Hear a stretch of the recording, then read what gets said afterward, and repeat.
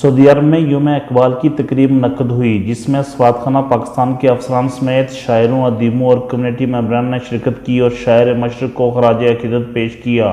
سعودی عرب کے دارالحکومت ریاض میں حلقہ فکر و فن کی جانب سے منعقد کردہ یوم اقبال کی تقریب سے شاعروں نے علامہ اقبال کی فکری اور تعمیری سوچ پر مبنی شاعری پر گفتگو کرتے ہوئے کہا کہ علامہ اقبال امت مسلمہ اور برصغیر کے مسلمانوں کو دنیا میں ترقی یافتہ اقوام میں دیکھنا چاہتے تھے۔ حلقہ فکر و فن کے صدر ڈاکٹر ریاض چودھری نے کہا کہ علامہ اقبال کی شاعری ہر دور میں زندہ و جاوید ہے، اس سے نئی نسل کو بھی مستفید ہو کر خودی کے فلسفے سے ہمکنار ہونا چاہیے۔